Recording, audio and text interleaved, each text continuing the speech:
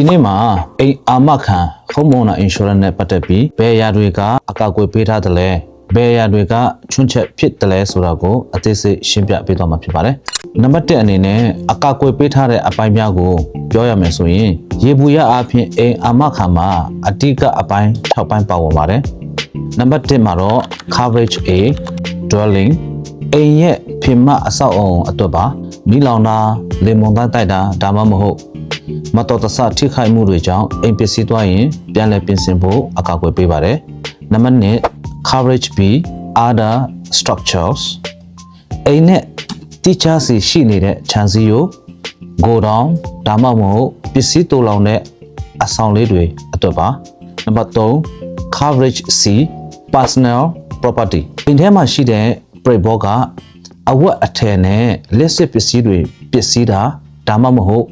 အခုခံရတာမျိုးတွေအတွက်အကျုံးဝင်ပါတယ်နံပါတ်4 coverage D loss of use အိမ်ကနေလို့မရအောင်ပစ္စည်းသွားလို့ပြင်နေရတဲ့အချိန်မှာတခြားနေရာမှာတွားနေရတဲ့ဆေးစကားတွေကိုပေးရတာပါနံပါတ်5 coverage E personal liability ဒါကတော့တရားစွဲဆိုခံရမှုအတွက်ပါလူကြီးမင်းမှာအိမ်မှာတယောက်ယောက်ထိခိုက်ဒဏ်ရာရသွားလို့ပဲဖြစ်ဖြစ်လူကြီးမင်းကြောင့်တူတပတ်ပစ္စည်းသွားလို့ပဲဖြစ်ဖြစ်ရော်ကျပေးဖို့လိုအပ်ရင်အကောက်ွယ်ပေးပါတယ်နံပါတ်6 coverage F medical payments ဖြစ်ပါတယ်အိမ်မှာဧည့်သည်တယောက်ယောက်အသေးစားထိခိုက်ဒဏ်ရာရခဲ့ရင်စေကုသဆေးအတွက်ဖြစ်ပါတယ် part 2နံပါတ်1မှာတော့အာမခံတွေမှာအကျုံးမဝင်တဲ့အချက်များကိုကျွန်တော်ဆက်လက်ပြီးပြောပြပေးသွားမှာပါဒါပေမဲ့တတိထားရမှာကအချက်အချို့ကပုံမှန် policy မှာမပါဘူးပါဘူးဥပမာ flood ရေကြီးမှုတဘာဝအတိုင်းရေကြီးတာမျိုးကအိမ် insurance policy မှာမပါပါဘူး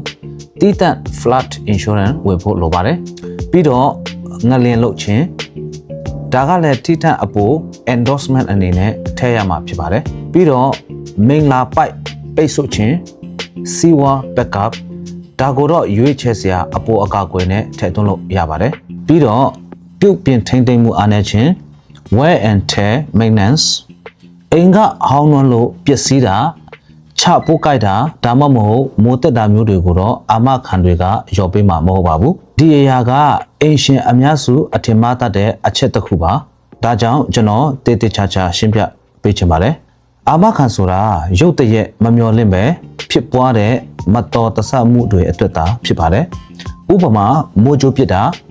လေပြင်းတိုက်လို့အမိုးလာတာမျိုးပေါ့အိမ်ရှင်တာဝန်ဆိုတာကအချိန်ကြာလာလို့ဟောင်းနှွမ်းသွားတာမျိုးကိုပြုတ်ပြင်ဖို့ကအိမ်ရှင်ရဲ့တာဝန်ဖြစ်ပါတယ်ဥပမာအိမ်ဝယ်ထားတာကြာလာပြီးတော့အိမ်ကဟောင်းနှွမ်းသွားလို့တော့မဟုတ်အိမ်ခေါမိုးတွေကဟောင်းနှွမ်းသွားလို့ဆိုရင်အဲ့ဒါတွေပြုတ်ပြင်ဖို့ကအိမ်ရှင်ရဲ့တာဝန်ဖြစ်ပါတယ်ဥပမာအနေနဲ့ပြောရမယ်ဆိုရင်အိမ်ခေါမိုးကတက်တန်း20ကျော်နေလို့အမိုးပြားတွေဟောင်းပြီးရေစိမ့်တာမျိုးဆိုရင်အာမခံကပေးရောမှာမဟုတ်ပါဘူးဘာဖြစ်လို့လဲဆိုတော့ဒါကရုတ်တရက်ဖြစ်တာမဟုတ်ပဲတဖြည်းဖြည်းဟောင်းနွမ်းလာလို့ဖြစ်ပါတယ်အလားတူပဲချပိုး termites ကိုက်တာဒါမှမဟုတ်မိုးတက်တာမျိုးတွေဟာလည်းအချင်းအတော်ကြာအောင်ပစ်ထားမိလို့ဖြစ်တာမျိုးဆိုရင်အာမခံကအကောက်ကွယ်မပေးပါဘူးဒါကြောင့်အာမခံဆိုတာအိမ်ပြင်ဆင်ရေးစီမံကိန်းမဟုတ်ပဲကြီးမားတဲ့ဘေးအန္တရာယ်တွေကနေကာကွယ်ပေးတဲ့ဒိုင်းလို့မှတ်ယူပေးထားစေချင်ပါတယ်ခင်ဗျာဒါကြောင့်လူကြီးမြတ်အနေနဲ့မိမိအိမ်ရဲ့တန်ဖိုးနဲ့ကိုက်ညီတဲ့အကာအကွယ်ကိုရွေးချယ်ဖို့အရေးကြီးပါတယ်ဒီအချက်တွေနဲ့ပတ်သက်ပြီးမရှင်းလင်းတာရှိခဲ့ရင်ကျွန်တော်တို့ရုံးကိုဖုန်းဆက်ပြီးတော့မြင်မြန်နိုင်ပါတယ်ခင်ဗျာ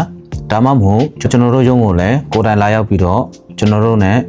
မြင်မြန်ဆွေးနွေးလို့ရပါတယ်ခင်ဗျာကျွန်တော်တို့ရဲ့ရုံးဖုန်းနံပါတ်ကတော့770-559-4978ဖြစ်ပါတယ်ကျွန်တော်တို့ရုံးချင်ကိုလည်းအသိပေးချင်ပါတယ်ကျွန်တော်တို့ရဲ့ရုံးချင်ကတော့ Monday to Friday မနေ့10:00 နာရီခွဲကနေညနေ9:00 နာရီခွဲထိဖြစ်ပါတယ်စနေနေ့ကတော့မနေ့7:00 နာရီကနေညနေ4:00 နာရီထိဖြစ်ပါတယ် Every Sunday တနင်္ဂနွေနေ့တိုင်းမှာတော့ကျွန်တော်တို့ရုံးပေးပါတယ်ခင်ဗျာဒီဗီဒီယိုလေးကိုကိုယ့်ရဲ့အသိမိတ်ဆွေတငယ်ချင်းများကိုလည်း share လုပ်ပေးထားကြပါဒီလိုဘ ഹു တုတ knowledge များကိုလည်းကျွန်တော်တို့ဒီ page ကနေအမြဲတမ်းတင်ပေးသွားမှာဖြစ်တဲ့အတွက်ကျွန်တော်တို့ရဲ့ဒီ page ကို like and follow လေးလုပ်ထားကြပါအားလုံးကိုကျေးဇူးတင်ပါတယ်အားလုံးပဲကောင်းကောင်းနေလေးပတ်စံကြပါစေအားလုံးပဲကျန်းမာချမ်းသာကြပါစေကျွန်တော်တို့နောက်ဗီဒီယိုတွေမှာပြန်တွေ့ကြပါမယ်